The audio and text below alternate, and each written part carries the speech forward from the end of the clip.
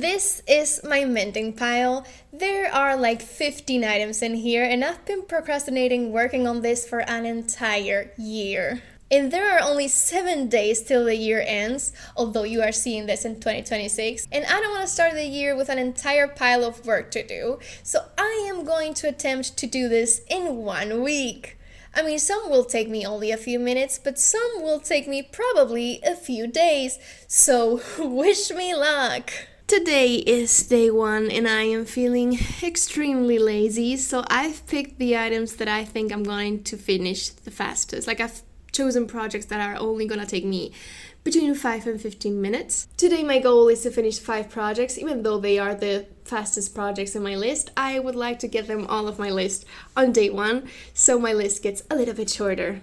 These 3 items only need some depilling, and for that I have a depilling machine that I have borrowed, a lint roller, and my crochet scissors. Upon closer inspection, this one doesn't need any depilling at all. It does have some very bad moth holes. I knew that, so this was not one of the projects that I wanted to finish today, but I thought it needed some depilling, and it turns out it doesn't. So, okay, never mind.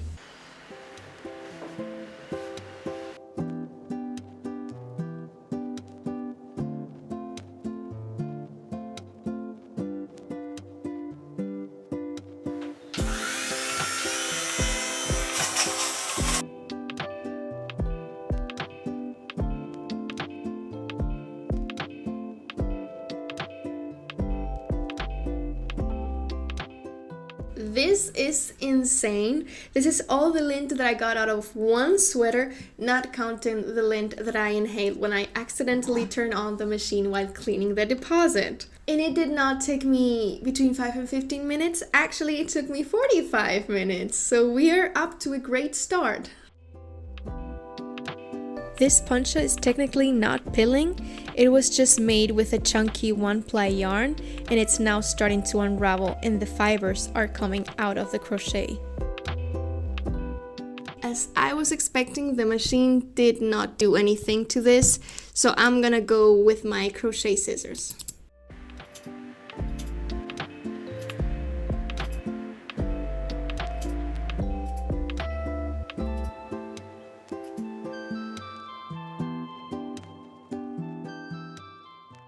Okay, item number 1 is finished.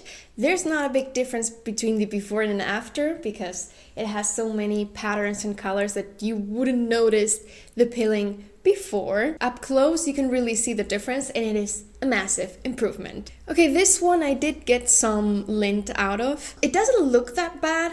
The yarn quality is bad for sure.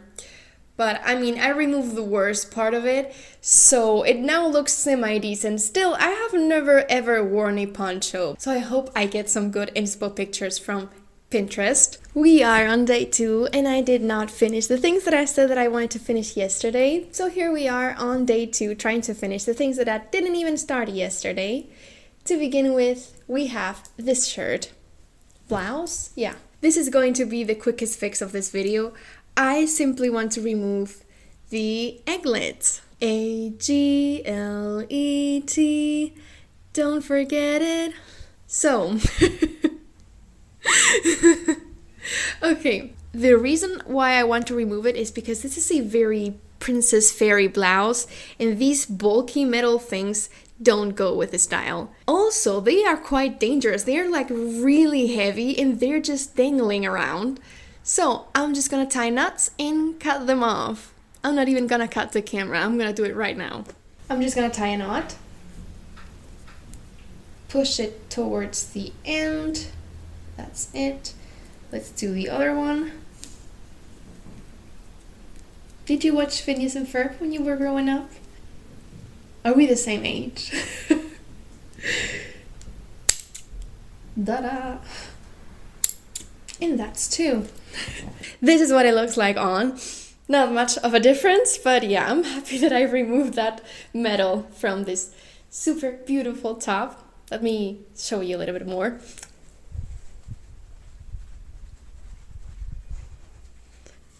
It is beautiful. Okay, now we have this turtleneck And it's only got a very tiny hole here in the neckline. You can see my finger gets through.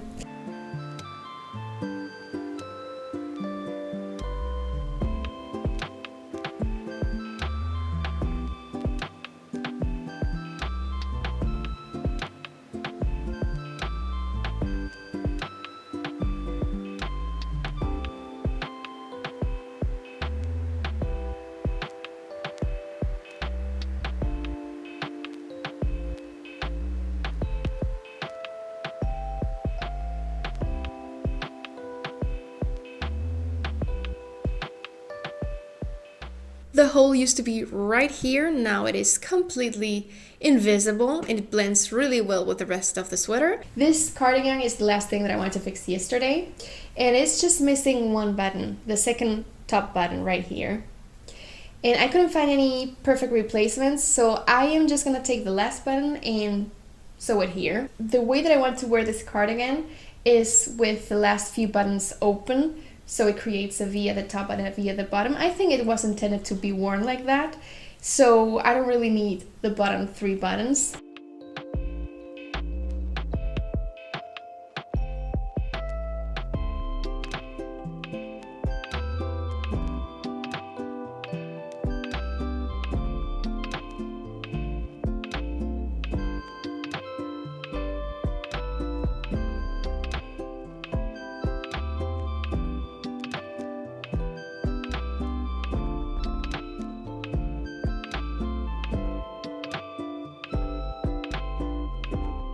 This is what it looks like now that I can close it off.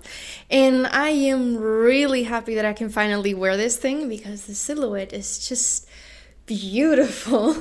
Good morning, everyone. Today is number 3. Yesterday I only got done what I wanted to do on day number 1. Today we are focusing on items that are broken or poorly constructed. We have this jacket.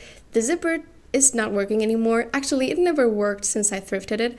Maybe that's why someone gave it away. And then we have this skirt that is really poorly constructed because I made it myself and I don't know how to make clothes. So today I'm gonna try to fix the mess inside the skirt. The front of the skirt looks quite nice. The back, not so good. But the real mess, it's on the inside. When I originally joined the top part of the skirt with the pleats, I got a bunch of raw edges that I didn't know what to do with, and back then I decided to just fold the excess fabric together and enclose all the raw edges in the same place, creating this monster of a seam, which made this area of the skirt really bulky. So I want to fix that, and so I started by seam ripping the entire thing. Here you can see the ridiculous amount of fabric that I managed to push inside the seam. I am really surprised that my sewing machine could take all those layers of fabric. She is strong. What I'm doing right now is just cut off all that excess fabric and overlock all the raw edges together with a zigzag stitch on a regular sewing machine. I also had some issues with this decorative band. It was very lumpy, especially on the back, so I decided to remove the entire thing, which revealed the cause of these lumps. I had accidentally caught the pleats inside the seam when I originally joined all of these things, and after removing the band, I just sewed the entire thing again. The changes are not really noticeable on the outside. Most of what I did was on the inside, but there used to be a bump on one of the sides and now it is completely gone. But yeah, I am super happy. I want to wear now mini skirts in the winter. I had multiple problems with the zipper of this jacket. First, the pull tab broke and fell off, and then the entire zipper stopped working completely. This is the new zipper that I bought. First, I removed the old zipper, and then I just had to sew in the new zipper. It took me a few tries to get the zipper right, just because the original design included some sort of fold of the fabric that completely covers the zipper when it's closed, and at first I didn't notice this feature, and then when I noticed, I didn't know how to replicate it, and then I started getting my tension really wrong. So I ended up sewing the zipper multiple times and I wasted a bunch of thread. It finally closes and it is completely functional. Yup, and it looks just like the original one, but this one works. I can now wear it closed. Oh my god, finally! Welcome to day 4 of I don't know what I am doing, but I want to finish my mending pile. Yesterday I only did 2 things, which were the 2 things that I showed you. I was hoping that I would get more things done, but those were the only 2 things that I finished. Actually, I'm lying. I didn't finish the zipper yesterday. I finished it this morning because I had to go to watch Wicked for Good last night and I came home very late. Yesterday was successful but extremely frustrating. I think I've picked projects that are way over my level and I don't have any sorts of instructions, guide or anything. And it is resulting in me being really frustrated with a sewing machine. So today I've only picked projects that don't require a sewing machine. We have this sweater. It's been eaten by moths. It has holes everywhere. Most of them are quite small, but a few of them are quite big. I'm gonna shut close all the holes by hand. So I assume most of these holes were caused by moths, but maybe some of them were caused by regular wear. Like for example, this big one on the elbow. And on the other elbow, I noticed that someone had already started to mend it just using regular thread. And that is the technique that I decided to use for the rest of the holes in the entire sweater. The process was quite relaxing. First, I chose the right color of thread for each section of the sweater. And then I had to go with the needle and the thread over every hole a few times.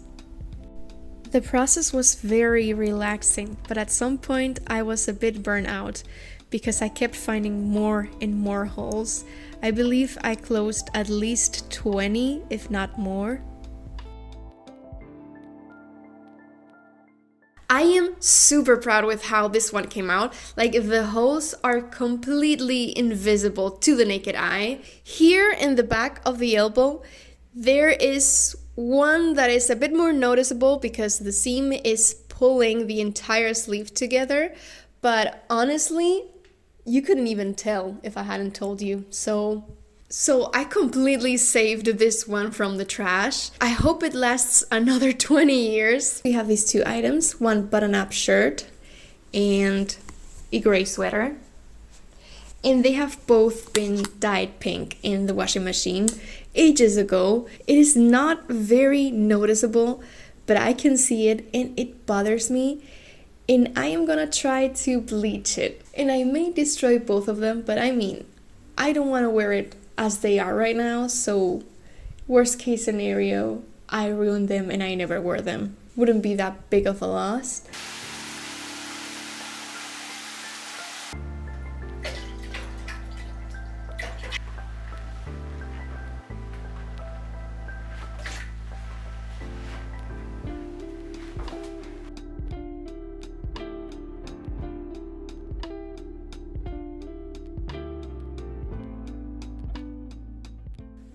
The bleaching was a fail. First we have this one. I do believe the pink came out of the white parts, but so did the blue. I kind of regret doing this. It is not terrible, but it definitely looks a lot worse than before. And I'm not sure if I'm gonna wear it. I don't really like the colors. I will give it a chance, but I am unsure about this one. And then we have this one. This one was the worst one. The pink is still there, but the gray came out almost completely, so it's now like a pinkish color. It's also really blotchy, very ugly. It is ruined, but I'm gonna give it a last chance. I have bought gray dye, and maybe we will come full circle and it will go back to being gray. A completely different shade of gray, but as long as it is wearable, I'm gonna be happy.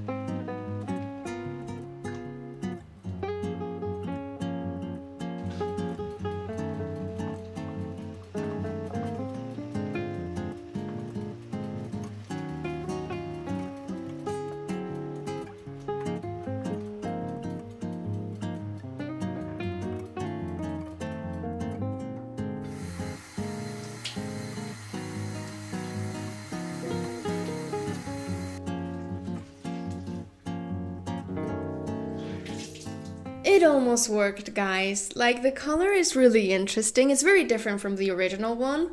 It is much darker, but I'd say I even like this one more. But something happened.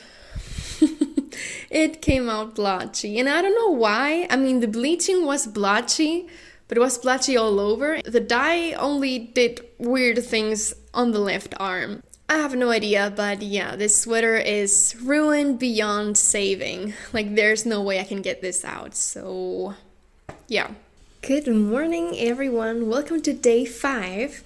The week is coming to an end, so even though I have mixed feelings, overall yesterday was a great day because I didn't have to use the sewing machine, and mending the holes was quite honestly very relaxing. But today I'll be going back to the sewing machine because what I have planned is tailoring clothes and fixing any fit issues. I have 3 items and I'm going to tell you a little bit about each one of them. First we have this dress. The only problem that I have with this dress is here in the upper area. Like, the straps are kind of wide and they are poking out of my shoulder, like the neckline is trying to spread out. And then also under the arms I have a lot of excess fabric. I don't really understand why it's doing that. It's probably too large for me, but since it's tied at the back, the only fitting issues that I have are right here. So I'm trying to fix that. There might be better ways to address this, but what I'm thinking of doing is taking in the sleeve or the strap like this, probably all around a little bit, and it kind of looks like it could work. The outside seams of these straps were originally finished by adding an extra piece of fabric all around. So my first step was seam ripping the entire thing and removing that piece of fabric. Then I just had to fold again the entire armhole like they did originally, but just bringing in the fabric a little bit closer to the neckline. Then I just had to add back the finishing piece of fabric to the inside of the seam. They were originally sewn right sides together and then top stitched, but I wasn't able to replicate it, so I just did the top stitch. Okay, now the dress fits perfectly all around. The sleeves are no longer poking out like they did before. They're also much thinner. And there's no bunching in here. The armholes are also just the right size. They don't poke out on the sides. And in the back, it also fits a lot better. It's not baggy like it used to be before. It took me a little while to figure everything out, and I wasn't able to replicate the original professional finish of the seams, but it looks completely fine. Next we have this vest. It is also a bit large on me, especially under the arms. So what I've been thinking is, what if I just take in the sides, especially under the arms, but also the entire length of it? And then it would be like a more cinched vest, which is what I'm trying to achieve. In this vest, the armholes and the edges had also been finished with an extra piece of fabric. So in order to access the side seam of the vest, I had to separate a good portion of these fabrics both in the armholes and at the bottom edge. Then I just took in the side seams a few centimeters like you normally would. And now the vest is smaller than the finishing piece of fabric, so I have to get rid of that excess of the finishing piece of fabric. I cut off the excess and then I joined the vest and the finishing fabric back together in the armholes and on the bottom edge. Oh wow, this one was a great success. It now hugs my figure completely. Like before, it was like a good few sizes bigger than me, and it now fits perfectly. And I was able to replicate the original professional finishes, so it looks like it was originally made like this. What I did was taking in the sides, but I also had to include darts right here on both sides, although the original already had darts a bit lower than that, because it was also a bit big on this area. And now look at it.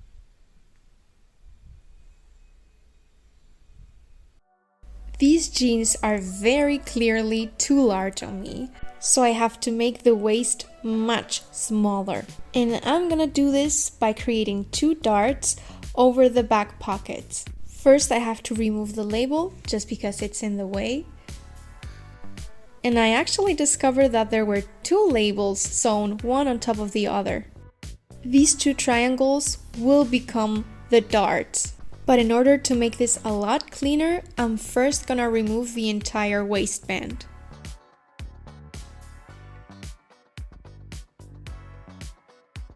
To make the darts less bulky, I decided to cut them open. To prevent the raw edges from fraying, I finished them again with just a regular zigzag stitch. Now, since I took in the fabric under the pockets, now the pockets were poking out in a weird way. To fix this, I just removed half of the pocket, then I stretched them out and sewed them again in the right placement. The only thing left is attaching back the waistband. Now the waistband is too long, so I have to cut off the excess and finish that final edge. And since I have basically cut off the old button, I have to now add a new button in the right place. I honestly wasn't expecting this to turn out so well. Like, it fits perfectly. And the seams are basically invisible. Like here I was able to cover up the seam with a tag, and here it's barely visible, like it's completely exposed and you cannot see it because the lines are all still straight. Wow. I can finally say that I have learned to tailor jeans, and I will do it again in the future for sure. Today is supposed to be my last day doing this, but I have 4 items, so I don't know if that's gonna be possible. Let's start with this bag. The problem with this bag is that it's a bit floppy. Like if you can see it from the side, the front part is hanging really low. I don't know why it's doing that. I would like it to be more like this instead of this. I have 2 options to fix this. One would be to create a channel, so just sew 2 lines and then insert inside a piece of plastic, so like the bottom, so it would stay flat, but then I may risk this just flopping over with the plastic and everything. And the other option would be to sew the excess fabric together here at the top, and it would create just a very long seam, but then I would get rid of all the excess fabric that is flopping over. To test my theory, I clipped a piece of hard plastic to the bag, and it still would flop, so I decided to go with my second option, which is basically taking in a few centimeters of the bag and not cutting off the excess fabric, just leaving the mess inside. Not much to say, it is not floppy anymore, and that's it. The method that I ended up choosing was taking in a bit of the fabric on top, and yes, it did leave an ugly seam right here, but honestly when I'm wearing it, it is barely visible at all. Next we have this denim skirt, and the only problem that it has is a big stain at the bottom. It was my fault. It used to have a very ugly embroidery at the bottom. It was just a few flowers in very ugly colors. And it took me like 2 days to seam rip the entire thing, only to reveal that it was blue, like the bleaching process of denim didn't reach the part where the embroidery was. And I have never worn it because there's a massive stain here. The only option that I have is covering it up with some sort of applique, and I've been thinking about creating these flower power daisies that I really like with leftover pieces of denim. After collecting a few pieces of scrap denim in different shades of blue, I decided to make a mock-up of the flowers with paper. Then I traced the paper flowers on the fabric and cut them out.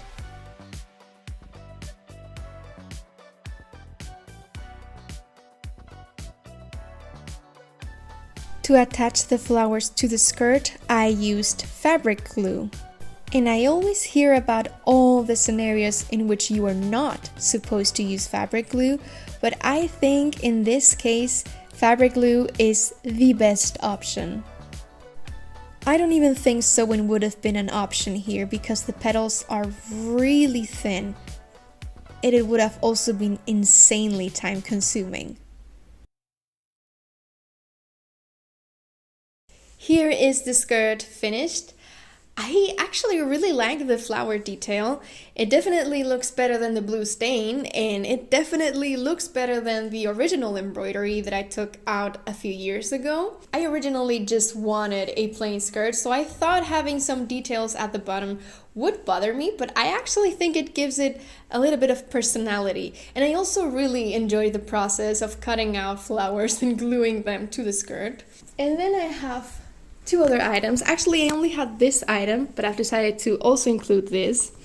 And this is a top that I bought secondhand, and I've never worn it because the color is really ugly. It is this off-white. It's got a bit of a yellowish, greenish hue that looks awful on my skin. Maybe on someone else it will look gorgeous, but on me it's just not a right match. So in the previous video I mentioned that I was gonna dye it either pink or red, but I ended up buying burgundy dye. And I also found this hat. It's light brown. It's not an ugly color, but I don't like the way it looks on me, so I thought maybe I could dye it together. I have never dyed anything before, so I am really scared. I've been looking at the instructions and I'm still not sure how to do it. I will be doing it in my kitchen, and maybe you can see it, maybe you can't, but the light flickers a lot. Like in real life it's already uncomfortable, on camera it's even worse, and I've tried to play around with the frames per second of the camera and it still shows. So I'm gonna try to keep the footage in the kitchen as brief as possible. This was actually my first time dyeing clothes, so I was a bit nervous.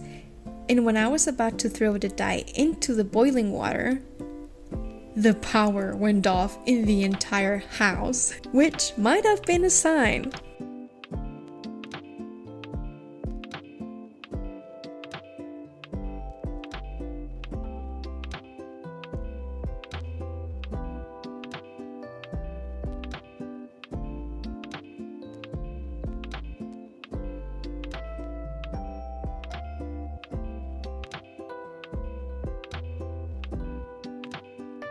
The instructions told me to add 250 grams of table salt, and I had exactly 250 grams of table salt left. So that might have also been a sign.